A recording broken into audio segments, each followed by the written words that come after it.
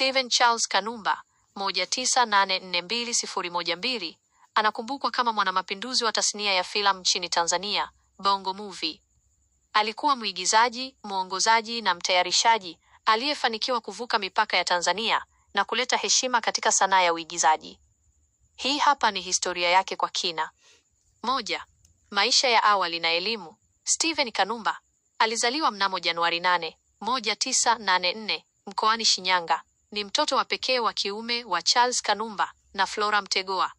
Elimu. Alisoma shule ya msingi Bugoi na baadaye shule ya sekondari Mwadui. Baada ya hapo, alihamia jijini Dar es Salaam kwa masomo zaidi katika shule ya sekondari ya The Christian Seminary, ambapo alianza kuonyesha kipaji chake cha sanaa.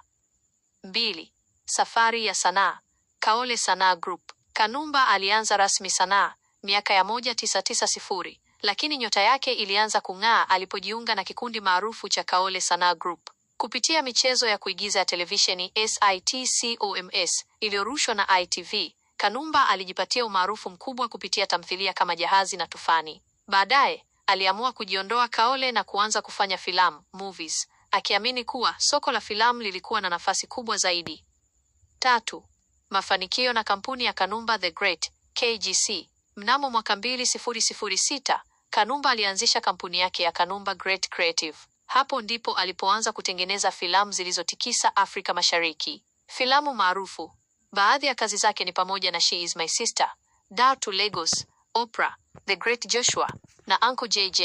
Ushirikiano wa kimataifa. Alikuwa msanii wa kwanza wa Tanzania kufanya kazi na wasanii wa Nollywood Nigeria kama Ramsey Noah na Mercy Johnson. Hii ilisaidia kuitangaza Bongo Movie kimataifa. Hollywood. Kabla ya kifo chake, Kanumba alikuwa ameanza mazungumzo ya kufanya kazi Hollywood na alikuwa amepata mwaliko wa kwenda nchini Marekani kwa ajili ya miradi mikubwa ya filamu. 4. Kifo chake. Tanzania ilishtushwa na kifo cha Steven Kanumba mnamo Aprili 7, 2012. Alifariki nyumbani kwake Sinza, Dar es Salaam, kufuatia ugomvi wa kinyumbani na aliyekuwa mpenzi wake, mwigizaji Elizabeth Michael Lulu. Mazishi yake yaliweka historia nchini Tanzania kwa kukusanya maelfu ya watu, inakadiriwa zaidi ya watu 30,000, katika viwanja vya Leaders Club, kuonyesha jinsi alivyopendwa. 5. Tuzo na heshima. Kanumba alishinda tuzo nyingi, zikiwemo mwigizaji bora wa kiume Tanzania, tuzo za kijamii kwa mchango wake katika kusaidia watoto wenye vipaji kama Patrick Kanumba na Hanifa. Hadi leo anajulikana kama The Great Mkuu kwa sababu hakuna mwigizaji mwingine aliyeweza kuziba pengo lake kikamilifu tangu kifo chake. Je, ungependa nikufahamishe kuhusu filamu zake 5 bora au zaidi kuhusu tuzo alizowahi kushinda?